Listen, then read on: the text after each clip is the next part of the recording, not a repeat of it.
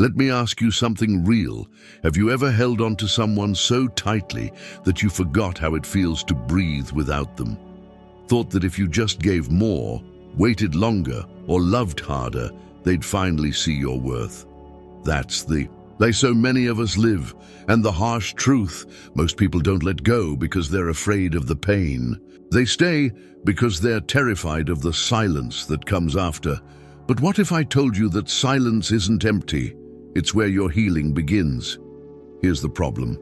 We've been fed a dangerous idea that holding on is strength, that the more we tolerate, the more likely they are to wake up and love us right, that being the one who stays is proof of loyalty. But what if that's wrong? What if, instead of showing strength, we've been showing fear? Stoicism teaches us something most relationship advice never dares to say. Peace isn't found in fixing them. It's found in freeing yourself. And that's where the shift begins. Because once you stop chasing someone who treats your presence like a convenience, everything, and I mean everything, changes. Letting go isn't the end. It's the beginning of remembering who you are. And for most people, that realization hits like lightning. It's not dramatic. It's not loud. It's just this quiet, undeniable voice that says, I deserve better. That's the moment your power comes back. That's when the Stoic Relationships mindset kicks in. You realize love isn't something you prove. It's something you share with someone who's capable of holding it with care. And if they can't, you let them go without flinching.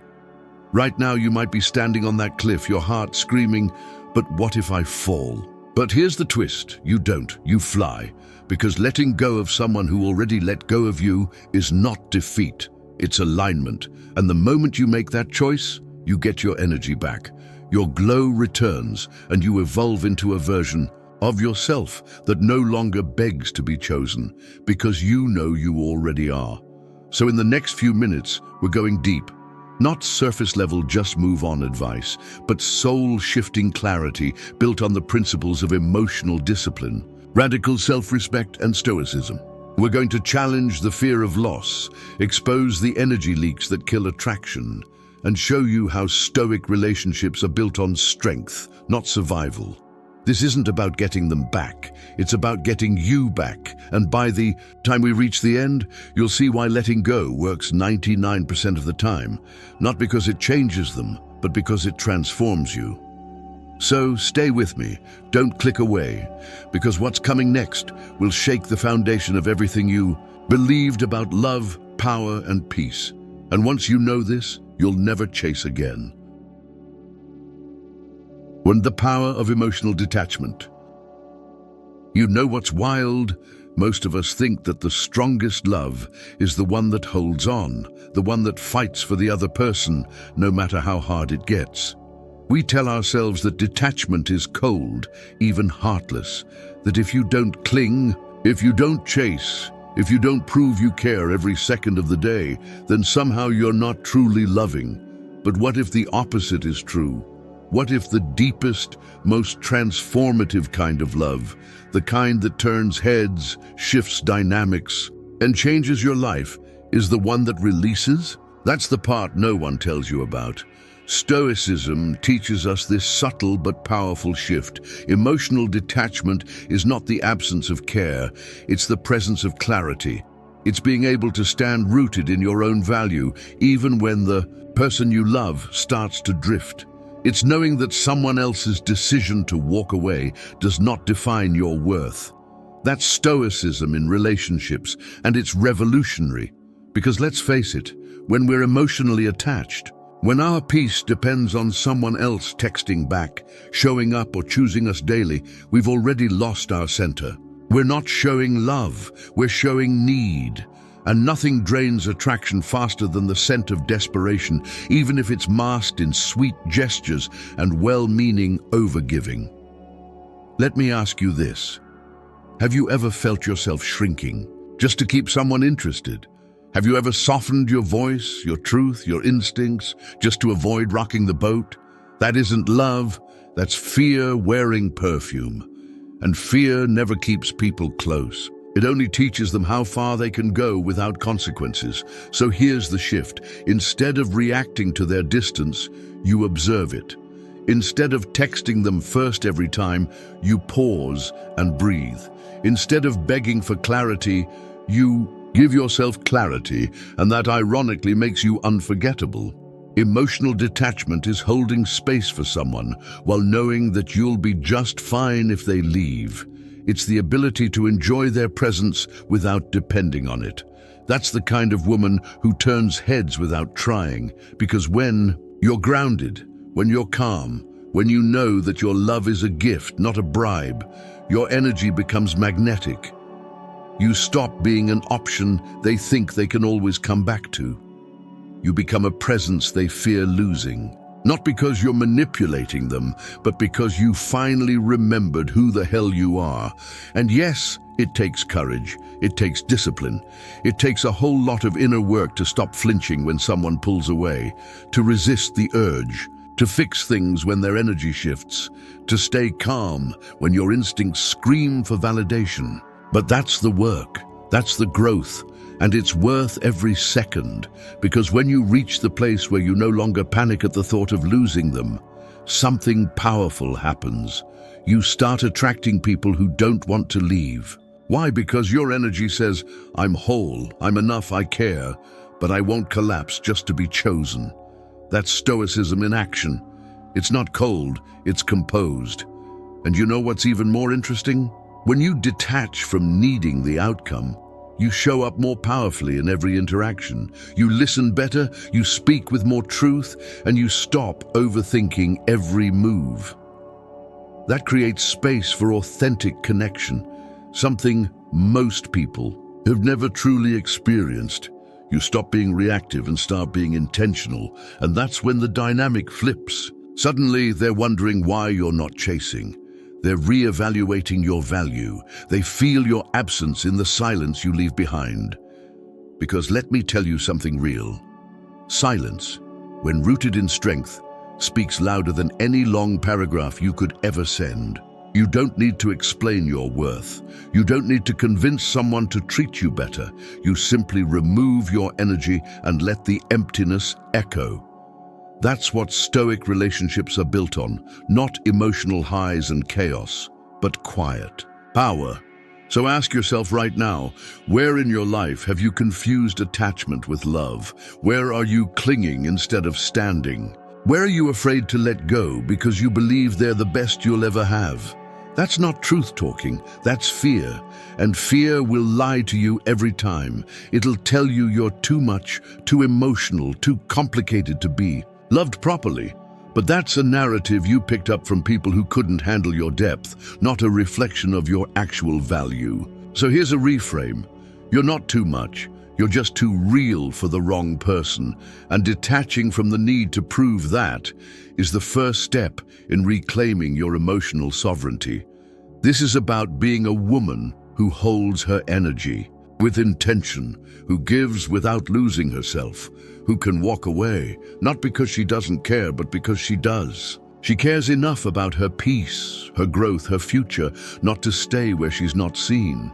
Emotional detachment doesn't mean you stop loving. It means you start loving wisely, with boundaries, with discernment, with patience. It's a strategic shift from survival mode relationships to stoic relationships, ones rooted in mutual respect, not fear-based performance. And guess what? When you live in that energy, you won't have to chase love ever again, because true love is not earned by anxiety. It's drawn in by alignment. You'll know who's meant for you by how easily they meet you where you are, not by how hard you have to pull them there. So if you're still wondering, but what if I lose them by letting go? Here's the real question. Why do you want to keep someone who only stays when you're afraid? That's not connection. That's emotional blackmail dressed up as romance. And you're done playing small to keep someone else comfortable. From now on, your peace isn't negotiable.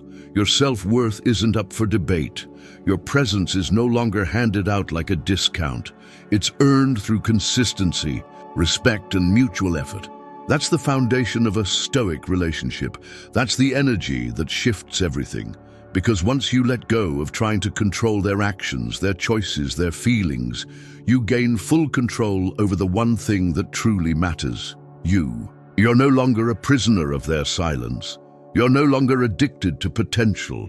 You're not clinging to the idea of what could be. You're choosing to rise into what is, and what is power. 2. They feel when you're afraid to lose them. Let's talk about something that's hard to admit, but impossible to ignore. They can feel it when you're scared to lose them. Not because they're mind readers or manipulative masterminds, but because energy never lies. You might be calm. On the outside, you might be smiling, saying all the right things, acting like everything is fine. But if inside you're walking on eggshells, anxiously overthinking every text, every silence, every moment they pull back, that fear radiates. And here's the thing. Once they sense that fear, everything changes. Not always in a dramatic, cruel way, but in subtle, insidious ways that slowly erode attraction. You start tiptoeing around their moods. You stop expressing what you want. You shrink in order to keep them. But Stoic relationships don't thrive in fear. They thrive in truth, calmness, and self-assured presence.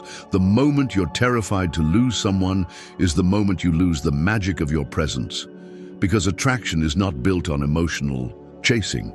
It's built on energetic balance. And nothing throws off that balance like anxiety disguised as devotion. You might think you're being attentive, loyal, loving, but when it's driven by fear, it doesn't feel like love on the receiving end. It feels like pressure. And people don't crave pressure.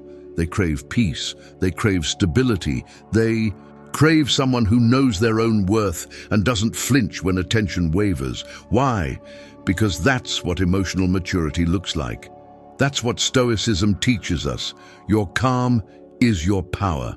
Your stillness is your magnetism. When you stop reacting from fear, you become someone they don't want to lose. Not because you threaten to leave, but because your groundedness makes them feel safe. Here's the irony.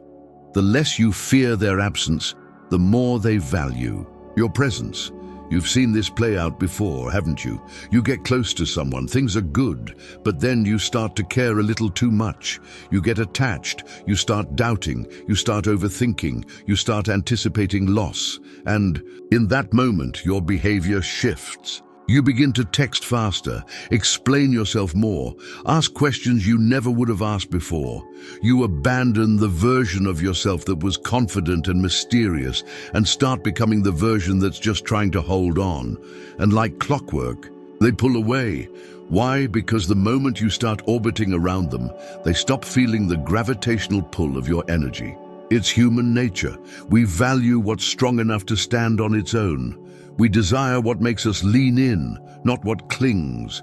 And when someone senses you'll stay, no matter how little they give, their motivation to give anything at all starts to vanish. Not because they're evil, but because certainty kills curiosity.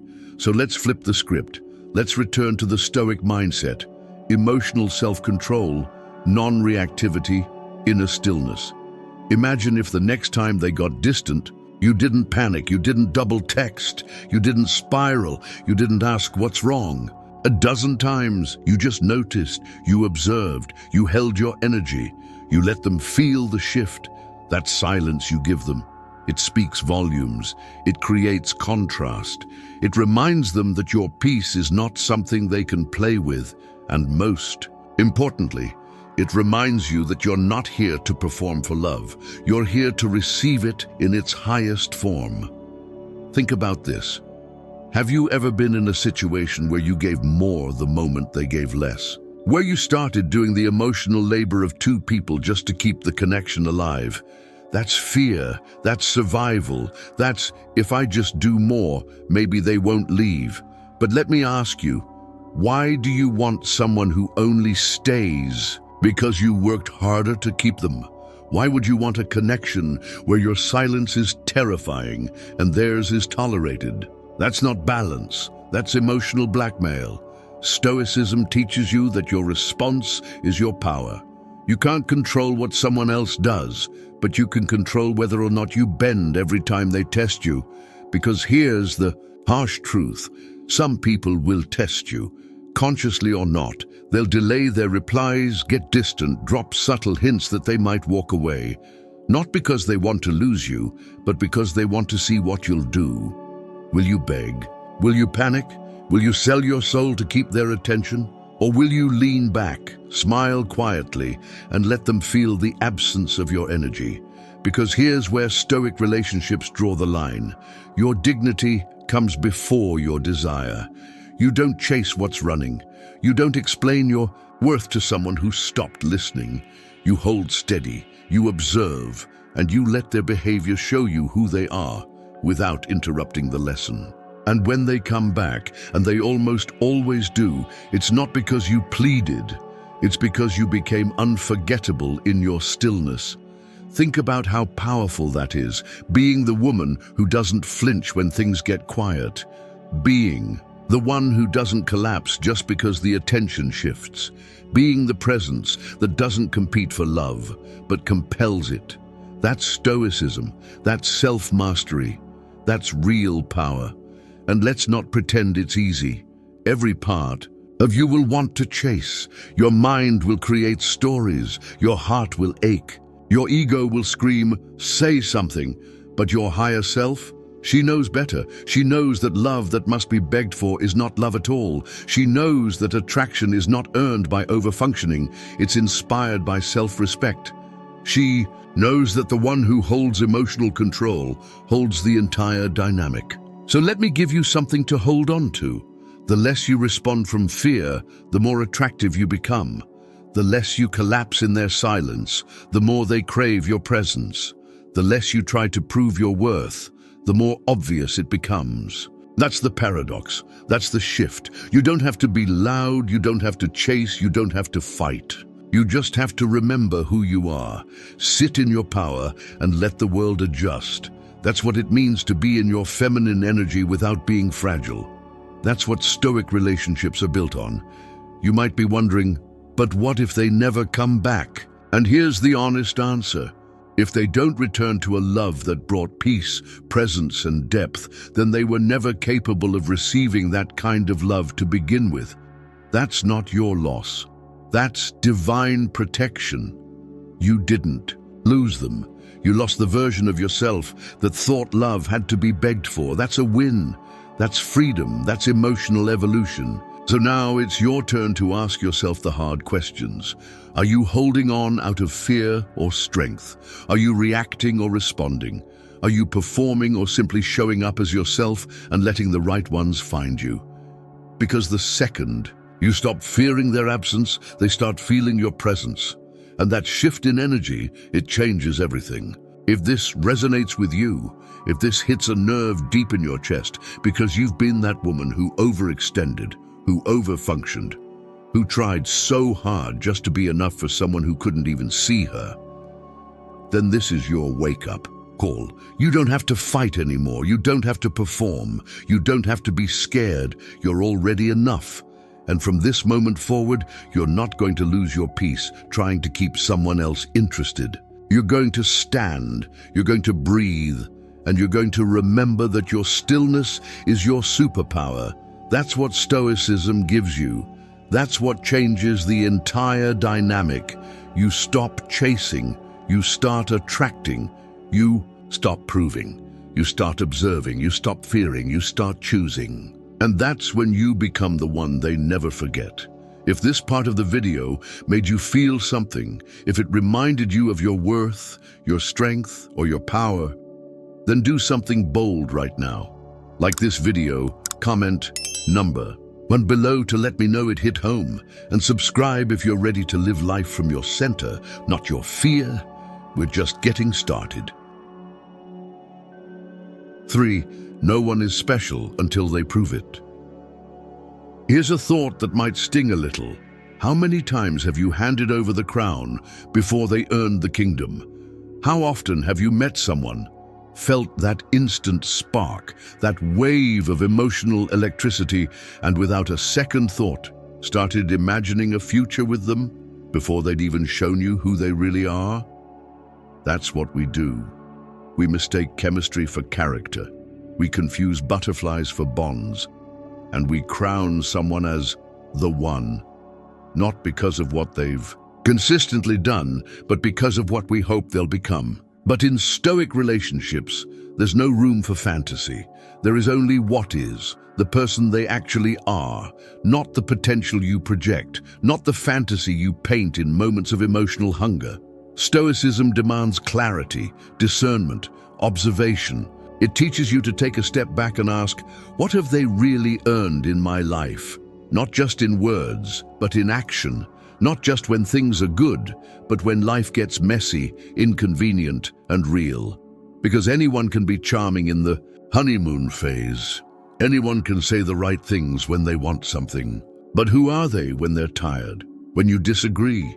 When you need them to show up even when it's not easy? That's when the truth surfaces. And that's when you need to have the emotional discipline to watch without attachment.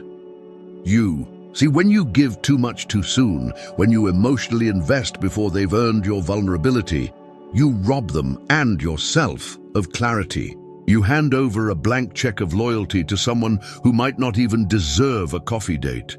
And then, when they disappoint you, when they vanish, ghost, or fall short, you're left confused, hurt, and wondering how it happened so fast. But it didn't happen fast. You happened fast. You rushed the process. You skipped the most important part of connection, confirmation. You assumed someone was special because they made you feel something.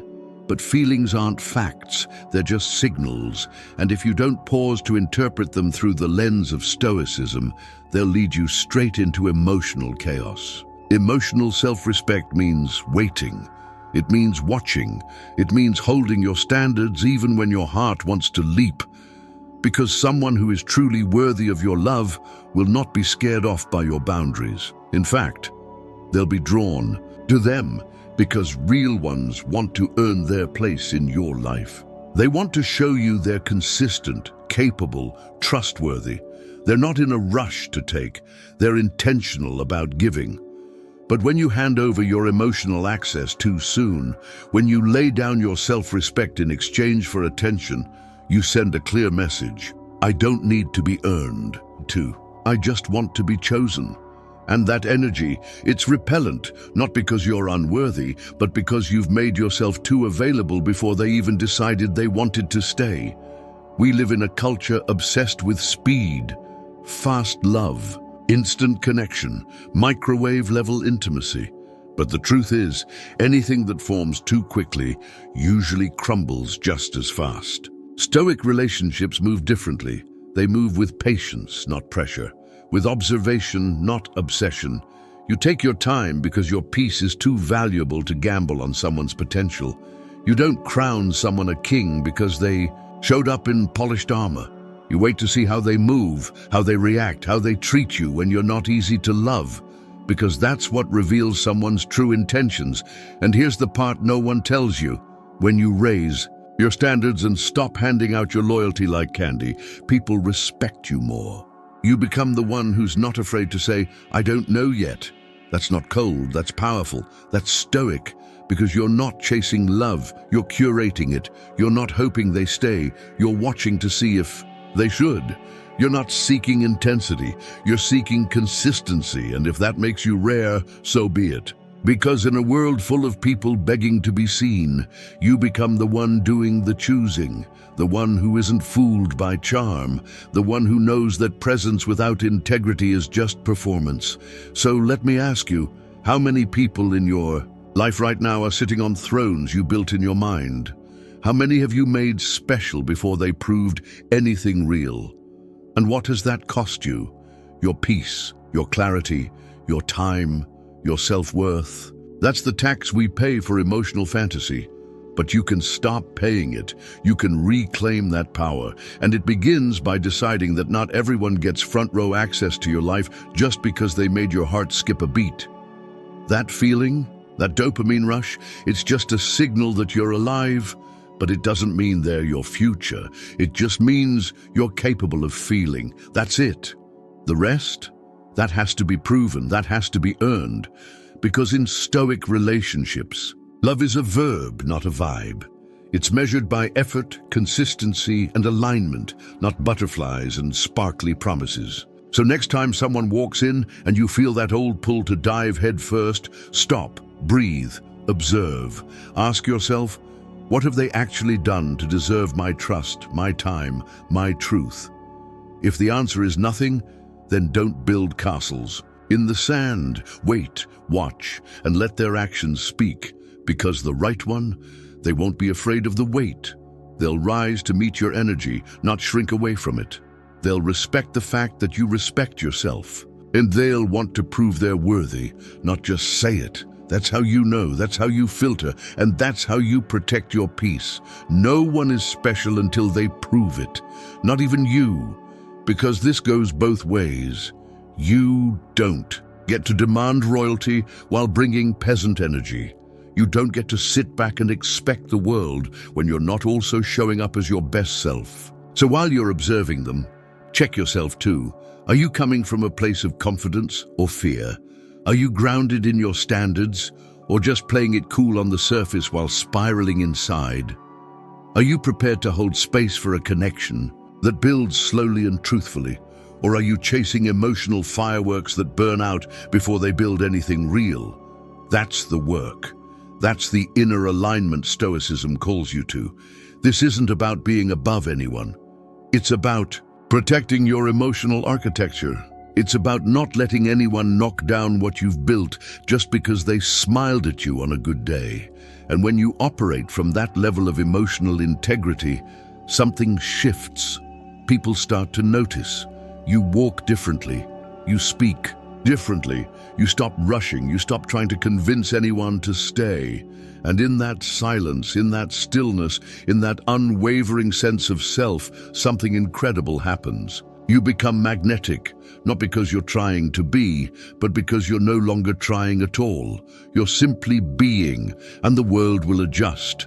That's the truth of Stoic relationships. That's the core of emotional power. So write it in your heart and never forget it. No one is special until they prove it, and the ones who are, you'll never have to chase them to see it. 4. Over-investing kills respect. Let's tell the truth no one likes to admit. When you give too much too soon, you don't make them value you more. You make them value you less. This is one of the hardest lessons to learn, especially if you were raised to believe that love is about proving yourself.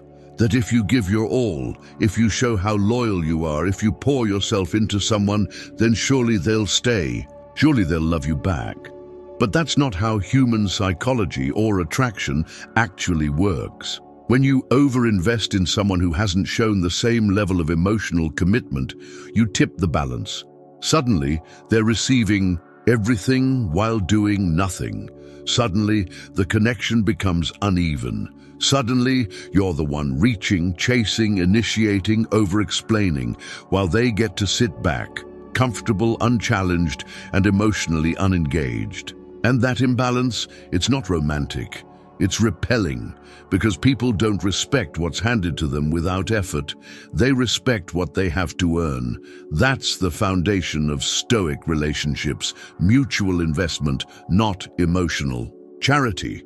When you give everything without asking if it's being reciprocated, you teach them that your love is cheap, that your energy is limitless, that you'll stay regardless of how little they contribute. And deep down, you might justify it. You might tell yourself, I just care deeply. I'm just being generous. I don't want to play games.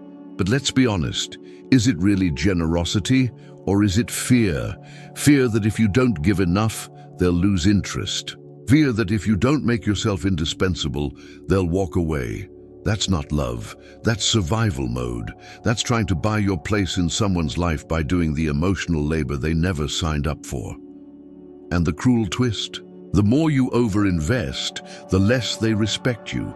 Not because they're unkind, but because that's how human value perception works. We're wired to treasure what's rare, what's earned, what's measured, not what's overwhelming us from day one. So ask yourself, Have you ever given someone unlimited emotional access before they earned even a conversation about your inner world? Have you ever dropped your standards just because you felt chemistry? Have you ever planned dates, sent long messages, made all the effort while they barely showed up? That's not romantic. That's self-abandonment dressed in devotion. You're not supposed to be the only one carrying the connection. A relationship is a mirror. Effort should reflect effort. Energy should match energy. And when it doesn't, you don't pour more in. You pause. You observe. You ask yourself, am I building something with them, or am I building something for them while they watch? Because if it's not mutual, it's not love, it's labor. And you weren't born to be someone's emotional workforce. Stoicism teaches emotional discipline. It tells you to slow down, to resist the impulse to give all of yourself to someone just because they smiled at you during a lonely moment, to check their consistency before you offer your vulnerability. Not because you're playing games, but because you value your energy, and your energy is not infinite. Your time is not unlimited. Your love is not free, it's sacred. And sacred things must be protected. This is where people get stuck. They think holding back means being cold. That if you're not constantly giving, texting, proving, then you'll lose the connection. But what you really lose when you overinvest is yourself. You lose your peace. You lose your ability to see clearly. You lose your emotional equilibrium. And once that's gone, your entire sense of self begins to orbit around them. That's not a connection, that's captivity. So let's be clear. Love that flows only one way is not love, it's leakage. And you've got to patch that leak. You've got to slow down. You've got to stop proving. Because you were never meant to audition for love. You were meant to observe love, and then choose it only if it's aligned, because love that needs to be earned through over-investing will always cost you more than it gives back. Here's a truth that hurts at first, but sets you free. Your effort should never exceed their investment. Not because you're calculating, but because you're calibrated. Not because you're withholding, but because you're aware. If they're not calling, don't keep texting. If they're not showing up, don't keep scheduling. If they're emotionally unavailable, stop pouring your emotional depth into an empty container. You can't force someone to value you by being more available. You only teach them they never have to work for your presence. And once they know that, the respect dies, the desire fades, and the connection turns transactional, where one gives and one just takes. Stoicism tells you to stand still in that moment and reassess. Ask, what do I actually know about this person beyond how they made me feel in the first week? Because intensity isn't intimacy. Words aren't worth. Promises aren't proof. And consistency, that's everything. The people who are worthy of your energy will not make you question it. They will show up. They will match your presence. They will create safety, not confusion. And if they don't, you don't give more. To make up the difference, you give less. You lean out, you wait, you mirror. You protect your peace with the kind of quiet strength that makes people realize your love isn't something they can take for granted. That's what Stoic relationships are built on: balance, reciprocity, mutual effort, not desperation. And if someone mistakes your emotional discipline for a lack of interest, let them. Because the right person will never confuse stillness for apathy. They'll recognize it as emotional maturity. They'll respect you more, not less. They'll understand that access to you is something to earn, not something to be handed just because they showed up. And that standard, that's magnetic, that's powerful, that makes people rise. So here's your new mindset. I give based on evidence, not emotion. I match energy, not fantasy. I invest only where there is growth, because my love is a gift, and I refuse to waste it watering gardens that never planned to bloom. If you've ever felt drained from giving too much, if you've ever looked back and realized you were the one carrying the whole dynamic, then let this be your shift. You're done over-functioning. You're done proving. You're done begging for attention from someone who doesn't even see the weight you're holding. From this point forward, you're observing, you're calibrating, you're matching, not overreaching. And if this message resonates with you, if you feel this truth in your body right now, like this video, comment number 1 below. To claim your shift and subscribe if you're ready to stop leaking love and start living in emotional alignment. Because this is where your story changes. 5. Letting go is growth, not failure.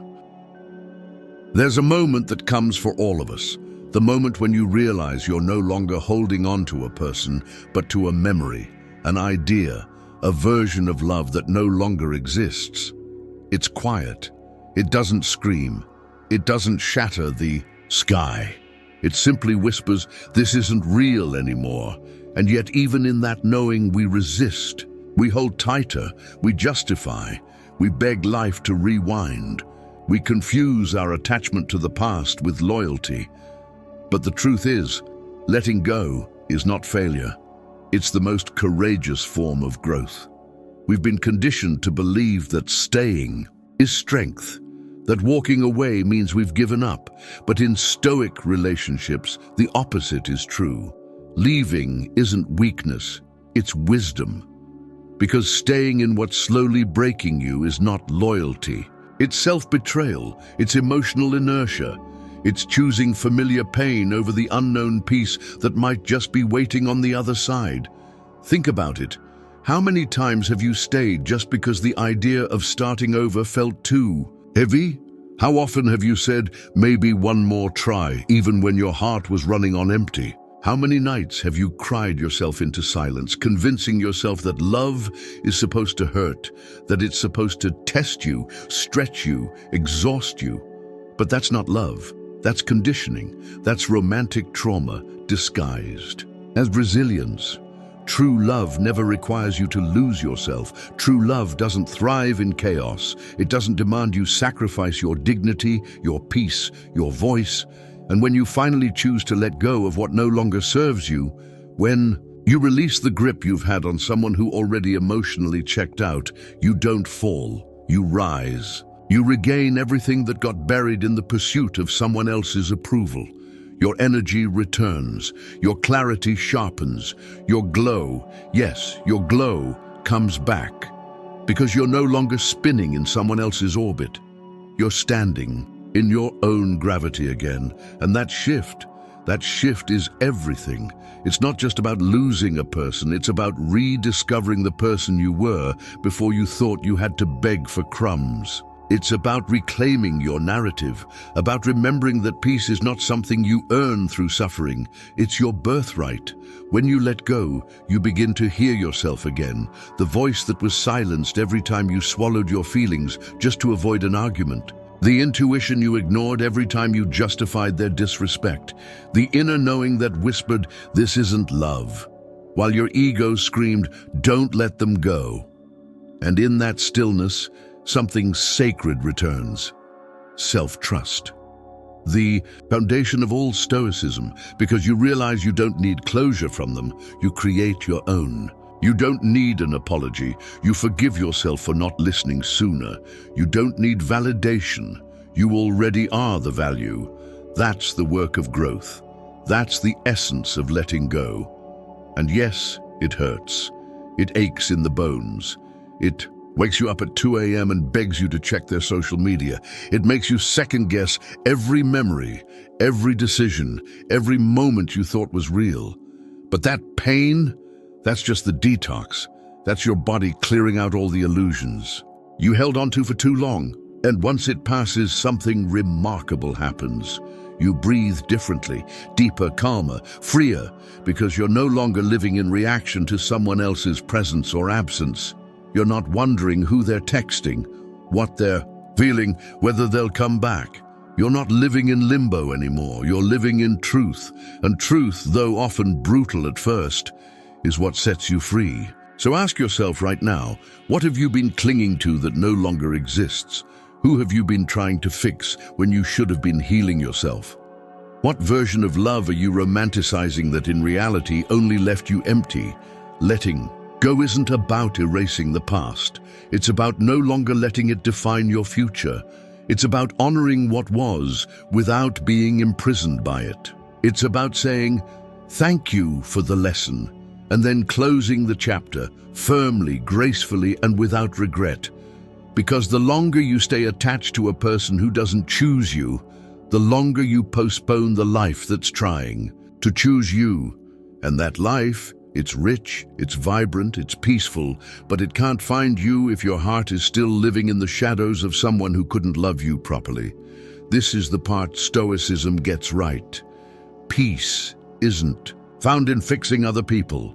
It's found in facing yourself, in choosing the discomfort of growth over the safety of stagnation, in walking away, not because you stopped loving them, but because you finally started loving you. And when you do, you don't become colder, you become clearer. You don't lose your empathy. You just stop spending it on people who see it as weakness. You don't become hard, you become whole. And when you're whole, you stop tolerating half-hearted love. You stop waiting for someone to see your worth. You stop chasing ghosts, because now you understand that your energy is sacred, that your love is not a performance, that your presence is not a reward for inconsistency, and that any relationship built on begging is already broken. Letting go is growth. It's the reset your soul needed. It's the divine pause between who you were and who you're becoming. It's the moment you stop surviving and start living again, and the ones who once took you for granted, they'll feel your absence. Not immediately, not always consciously, but eventually. The silence you leave behind will echo in places they never expected, because when you stop chasing, when you stop texting, when you stop holding space for someone who never truly held it for you, your absence becomes louder than any argument you could have had. It becomes their mirror. And maybe they'll grow, maybe they won't. But that's no longer your story to carry. Your story is here, in this moment, in the choice to let go with grace, to rise with dignity, to evolve without bitterness. Because you're not here to fix broken people.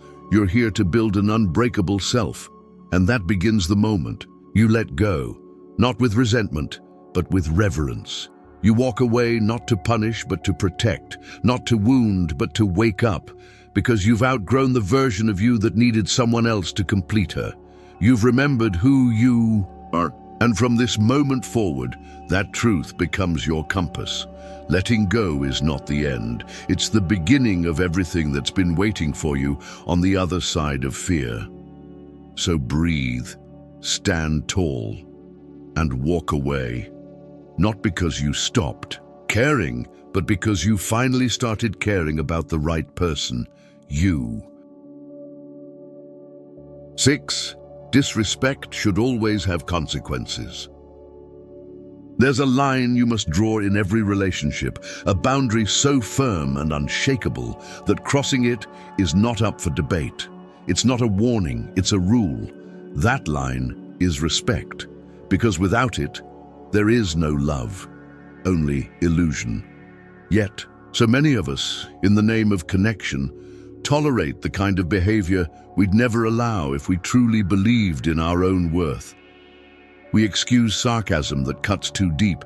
We justify delayed replies and cancelled plans. We rationalize being spoken to like we're optional, all because we don't want to lose them. But here's the reality. When you tolerate disrespect, you're not keeping them, you're losing you. Every time you let a comment slide that made your heart sink, every time you stay quiet when they ignore a boundary, every time you bend just a little more to accommodate their inconsistency, you're teaching them exactly how to treat you. And people learn quickly. They test your silence. They observe your reactions. They push just enough to see where the line is, and if you let it slide once, that line dissolves. What you allow becomes your standard, and before you know it, you're deep in a connection where your needs are dismissed, your voice is dimmed, and your self-respect is buried beneath a desperate attempt to maintain peace. But that's not peace, That's quiet suffering. That's emotional erosion. That's a slow collapse of identity that leaves you wondering how you got so far from yourself.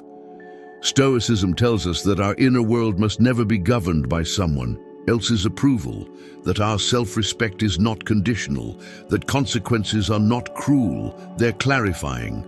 They teach people where the door is. They let others know that while you love deeply, you will not tolerate being diminished. And that shift, it changes everything. Because the second you start enforcing your boundaries with calm certainty, people respond differently. Those who only came to take will leave. Those who value you will rise. And you begin to rebuild the temple that is your self-worth. Think about it. How many times have you stayed silent just to avoid an argument? How often have you told yourself, it's not a big deal, when deep down you knew your heart broke just a little? How often have you punished yourself with overthinking while giving them endless chances? But the question isn't, will they change? The real question is, why do you keep teaching them they don't have to? Boundaries are not ultimatums, they're reflections of your standards. They say, this is the distance at which I can love you without losing me. And when someone disrespects that distance, it is not your job to explain over and over. It is your job to act. Because some people only understand boundaries when they feel your absence, not your lecture, not your tears, not your disappointed sigh, but your silence, your detachment, your unapologetic decision to no longer entertain what wounds you. That's not spite, that's strength, that's emotional discipline. That's the core of Stoic relationships. Not punishing others to feel powerful, but protecting yourself to stay in your power. And that's not easy. It takes practice. It takes getting so grounded in your own worth that someone else's inconsistency doesn't knock you over. It takes becoming so aware of your own patterns that you no longer chase closure. You create it. You no longer beg for basic respect. You expect it. And if someone cannot rise to meet that, you don't scream. You don't cry, you simply walk away. Because their ability to hurt you doesn't come from their power. It comes from your permission. And when you revoke that permission, you stop bleeding. You stop performing. You stop making excuses for people who never deserve to be in your sacred space to begin with. This is your life, your peace, your emotional ecosystem. And anyone who disrupts that with repeated disrespect must go, not because you're cruel, but because you're clear. Let's call it what it is. Disrespect is emotional theft. It takes your time, your clarity, your confidence. And if you don't, call it out. If you don't respond, if you don't put a consequence in place, it continues. Maybe not loudly, maybe not violently, but slowly, subtly, silently.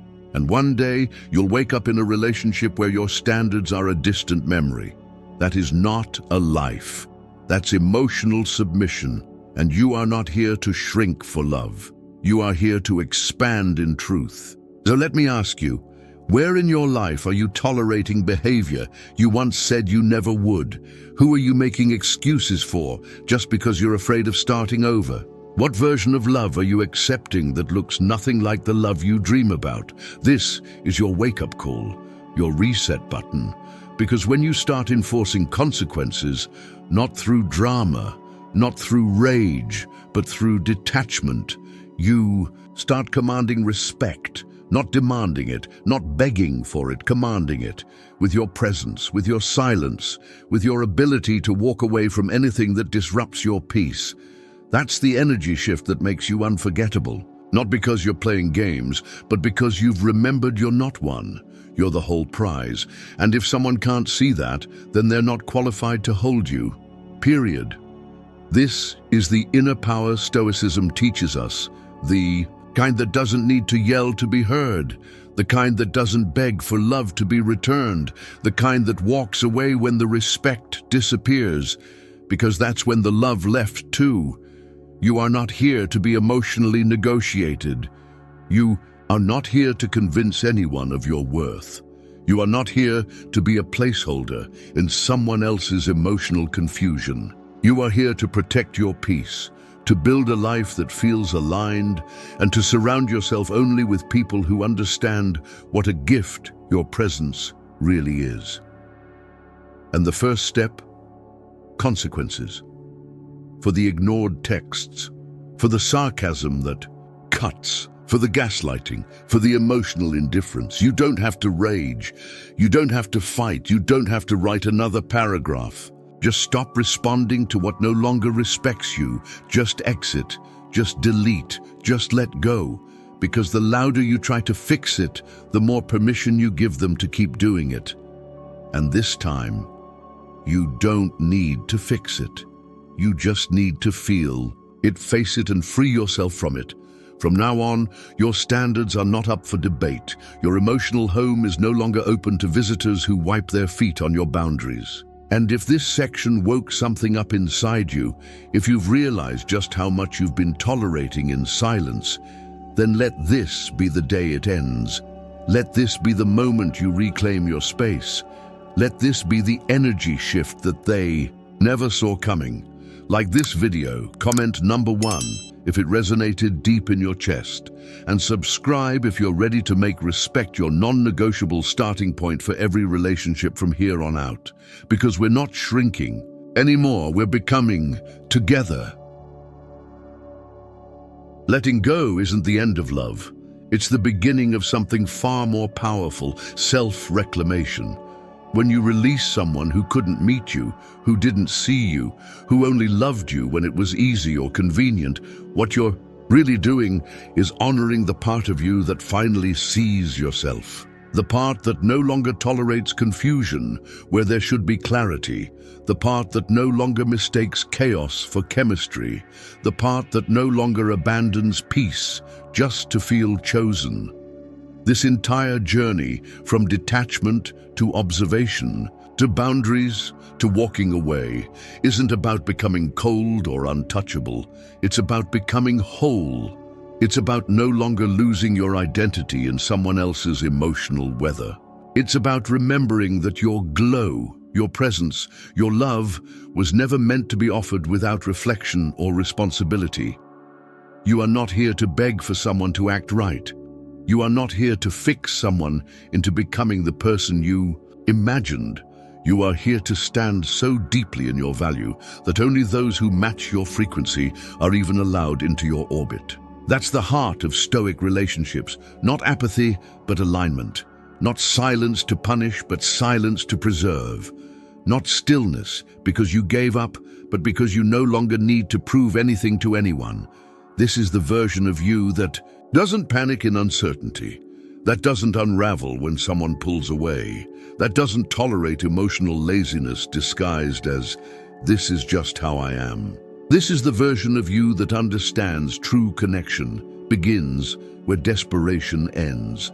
And as you move forward, don't just remember what you felt in this journey, become it. Let every pause between texts remind you that your time is sacred. Let every person who couldn't meet your standards become a chapter, not a chain. Let your standards breathe. Let your boundaries hold. Let your energy speak before your words ever do. You're not here to chase. You're not here to perform. You are the storm and the calm, the mirror and the fire, the one who walks away when something isn't right, not to make a statement, but because your peace is your only priority. This isn't about winning them back. It's about winning yourself. This isn't about proving you're better off. It's about actually being better off, quietly, powerfully, peacefully, because when you let them go, not out of bitterness, not out of ego, but out of truth, everything shifts. Your reality sharpens, your glow deepens, your life expands, and the version of you that was once addicted to their presence, she no longer exists. What remains is someone untouchable in her calm, unmistakable in her energy, and unforgettable in her absence. That is the woman you were always meant to be. And now finally, she's here.